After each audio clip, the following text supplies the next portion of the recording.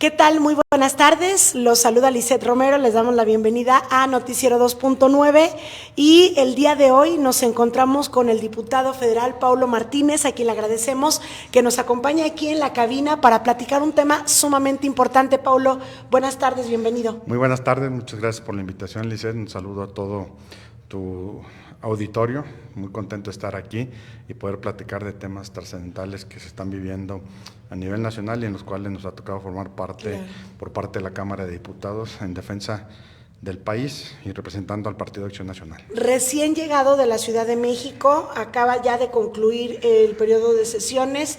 Ahora sí se van pues los diputados federales a vivir estas fiestas decembrinas, pero pues con un, yo creo, amargo sabor, mal sabor de boca por lo que ocurrió de esta aprobación del Plan B, ¿verdad?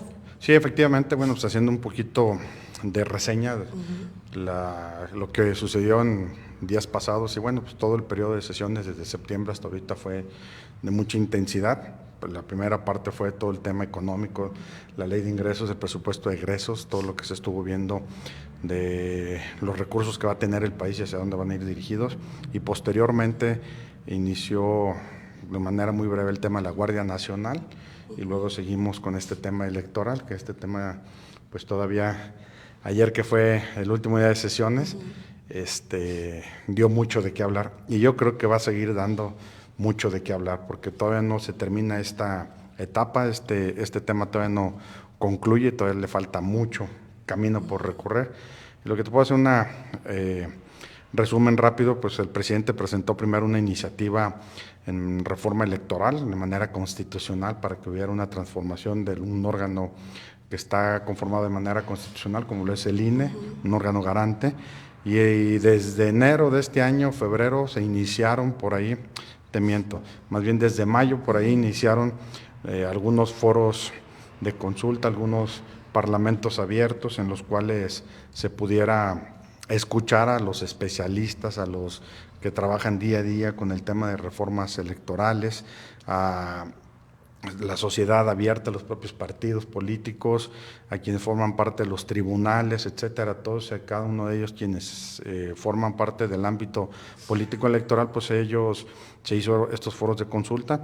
También la coalición Va por México, conformada por el PAN, por el PRI, por el PRD, estuvimos haciendo algunas otras mesas de diálogo para tener elementos, y que en la Comisión de Reforma Electoral, en la cual a mí me toca participar, teníamos más de 100 iniciativas presentadas, todas ellas con diferentes matices en el tema electoral, y que bueno, pues al final del día se conformó la comisión, o las comisiones unidas, mejor dicho, para entrar a los temas constitucionales, que estaba la Comisión de Puntos Constitucionales, la Comisión de Gobernación y Reforma Electoral, donde lamentablemente hubo nada más 3 sesiones. La primera fue para sesionar la instalación, la segunda para presentar el dictamen, un dictamen que hicieron literalmente desde la Secretaría de Gobernación, que así lo enviaron, donde sí vienen enunciadas estas 100 iniciativas que te comento de todos los partidos políticos y de los diferentes actores políticos, y en la cual todavía no fueron tomadas en cuenta ninguna de ellas. Y la parte resolutiva, un dictamen que tenía aproximadamente 400 páginas, la parte sustancial, la parte resolutiva eran 50 páginas, y venía única y exclusivamente la reforma del presidente. No tuvo integrado absolutamente nada de las iniciativas que ya estaban tomadas en cuenta, y las metieron ahí para sacarlas ya del cajón, no por otra cosa. Las participaciones de los foros de consulta, de las mesas de diálogo, del Parlamento abierto, todos ellos, todo lo que se hizo ahí fue en vano, no sirvió absolutamente para nada, porque nada más es la iniciativa de una persona, para beneficiar su proceso electoral y para seguir perpetuándose y generar en este país un cacicazgo, poder estar en un país socialista donde nada más manda una persona, e ir dinamitando de alguna manera las diferentes instituciones. La dinamitada del Instituto Nacional Electoral en materia constitucional no se logró, no se concretó, afortunadamente. Se necesitaban 2/3 partes de los votos de la Cámara de Diputados, sabían de cómo estaba la situación y por eso presentaron un plan B. Sí. Hoy ahorita todos estamos en el famoso plan B. El plan B, con una B de burros, porque eso es lo que es, un plan B, una reforma, una serie de iniciativas que presentaron ellos para que la votaran solamente ellos. ¿Y ellos a quién me refiero? A Morena, al PT y al Partido Verde. Ahora, y que les beneficiaba única y exclusivamente a ellos. La propuesta del presidente. Que no tomaron en consideración a los demás partidos políticos que formamos parte de la Cámara, que nos quedamos fuera cuatro partidos políticos en esa participación, que es el PAN, que es el PRI, que es el PRD y es el Movimiento Ciudadano. Ahora, lo que era de inicio la propuesta de reforma electoral del presidente, pues pedía unos cambios sustanciales al INE, prácticamente desaparecerlo, pero este plan B traía algunas modificaciones. ¿Cuál es la diferencia? Bueno, la diferencia es que estaba, por ejemplo, la diferencia? diferencia en el tema constitucional, un ejemplo muy sencillo. A ver, el presidente que ha venido diciendo siempre que es un asunto de que el INE cuesta mucho dinero. Y si es un tema de mucho dinero, hagamos una comparación de cuántas son las pérdidas de, por ejemplo... ¿Las consultas? No, por ejemplo, Pemex. Pemex, en el último bimestre, con lo que perdieron de dinero en el último bimestre, hubiéramos pagado 6 años de lo que cuesta el INE. Las pérdidas de CFE nos hubieran sido como a 10 años lo que cuesta el INE. Lo que cuesta el INE no te cuesta ni el 1% del presupuesto de egresos de la Federación. No llega al 1%. Y hablamos del presupuesto del INE, es lo que cuesta el INE más lo que le llega a los partidos políticos que de ahí reciben recursos. Porque si dejan de recibir recursos los partidos políticos, ¿de dónde se van a financiar? Claro. ¿Del crimen organizado? ¿De la delincuencia?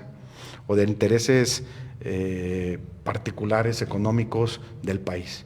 Pues por eso tienen ese tipo de recursos, por eso está establecido este esquema. Que sí podemos mejorar, fortalecer, analizar el tema de la democracia, el tema de los recursos, que yo estoy en la idea de que se haga más con menos, que sí lo podemos entrar, pero esa parte no entra. Entonces el presidente señala mucho eso, que cuesta mucho, pero cuesta más las pérdidas de Pemex, que administran ellos, y cuesta más las pérdidas de la Comisión Federal de Electricidad. Es un argumento populista el que se utiliza para de alguna manera ganar Desde luego. El apoyo de la gente.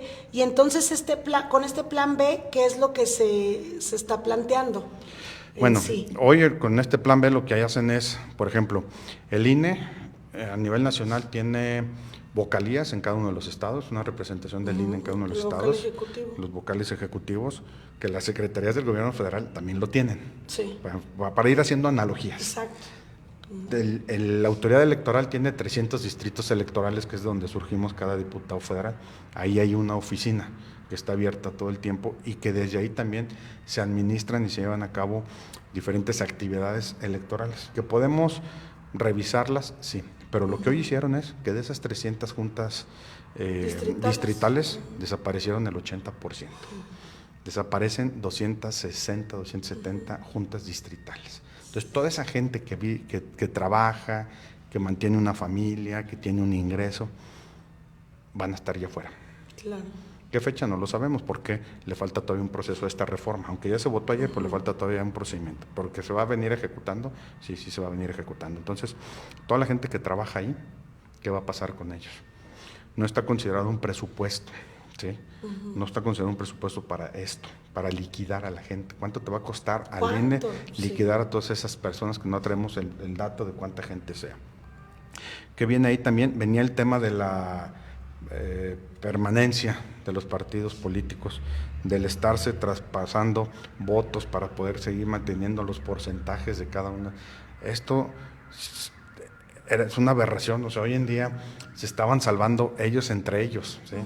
¿Y qué tal pasó esto? Que hasta el mismo presidente ayer en la mañanera les dijo que si venía en la reforma la parte de la permanencia de vida de los partidos políticos, la iba a vetar.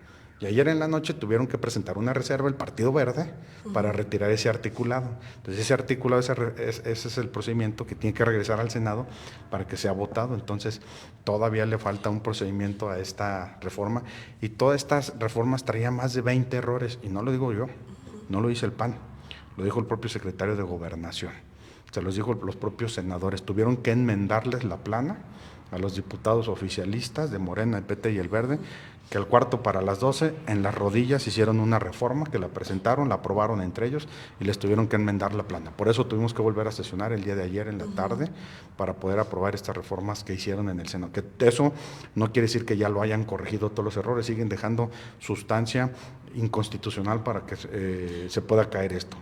Justo eso a lo que iba, que de alguna manera se aprueba ya anteriormente a veces por la Cámara de Diputados, ahora la de Senadores, y en teoría ya pasaría este plan B, pero hay esa posibilidad de presentar un recurso de inconstitucionalidad. Sí, todavía existe la posibilidad de presentar un recurso en la Ante Cámara de ante Senadores, qué instancia, la Suprema Corte de Justicia de la Nación.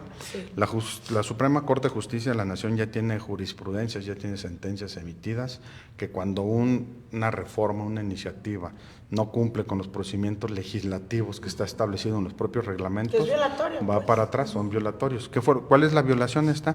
Pues que ellos suben una iniciativa la semana pasada, en las 11 de la noche, que la famosa iniciativa del Plan B, que no hubo ni oportunidad de leerla y no ibas a discutir algo que ni siquiera conoces. Sí, necesitas estudiarlo, 400 páginas no las lees en un ratito. Entonces, el argumento fue de que se discutiera por urgente y obvia resolución, que no tiene nada de urgencia ni tiene nada de obvia resolución. Entonces, la verdad es que esto es una parte violatoria al procedimiento legislativo. Lo normal era que se canalizara a las comisiones de reforma electoral y se diera el tiempo pertinente para poder estar aprobando. ¿Qué era lo que pasó aquí? Que ya les estaban comiendo, ya les comieron los tiempos, porque querían que saliera todo aprobado, que esto ya está publicada el día de hoy en el periódico oficial de la Federación, cosa que no ha ocurrido y todavía se va al Senado de la República. Por lo mismo, por todos los vicios y todo lo que conllevan estas reformas, que como dice el dicho, lo que mal empieza, mal acaba. Y que si de todos modos lo publican, estarían incurriendo quizá en otra violación, ¿no? Estarían incurriendo en otra violación. En materia electoral, los partidos, los que formamos parte de la Cámara, podemos presentar un recurso de inconstitucionalidad por estos términos, pero también como hay una afectación directa a los partidos políticos, los presidentes tienen la facultad directa de presentar otro recurso ante la Suprema Corte de Justicia. Porque se está afectando es correcto. sus derechos. Entonces, y ahora, ¿qué van a hacer ustedes? No sé si se van a unir los partidos de oposición para presentar este recurso, lo va a hacer el Partido Acción Nacional. ¿Qué es lo que va a pasar? ¿Y cuándo aproximadamente? Bueno, los recursos se están trabajando, estamos en los tiempos todavía para presentarla, se va a ir a la Suprema Corte. Ellos traen una duración de un año, poco más de un año, poder determinar las resoluciones. Esperemos que pueda haber una sentencia propia de la Suprema Corte antes de que inicie el proceso electoral del 2024. Yo creo que la urgencia lo amerita, que la Corte tome decisiones, enliste el caso, analice y pueda tomar una determinación de lo que se encuentra, cómo se encuentra este famoso Plan B.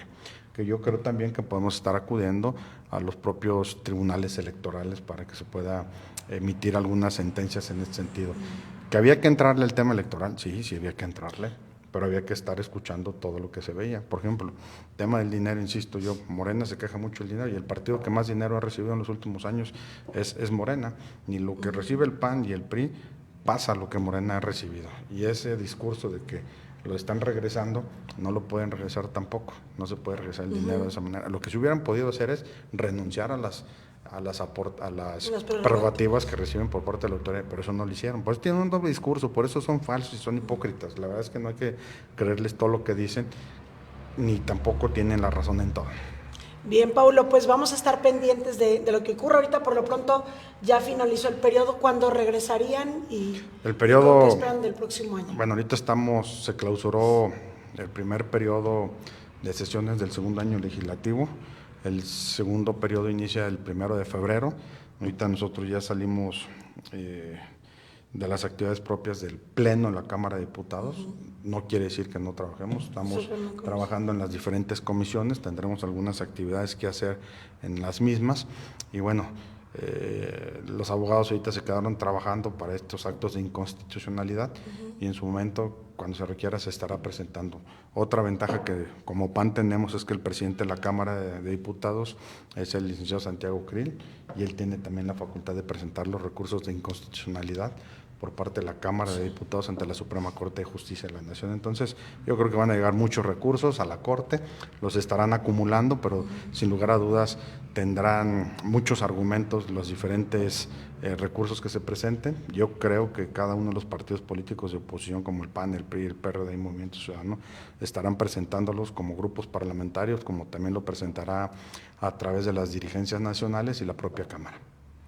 Pues estaremos pendientes de qué es lo que ocurre y te agradecemos que nos hayas acompañado.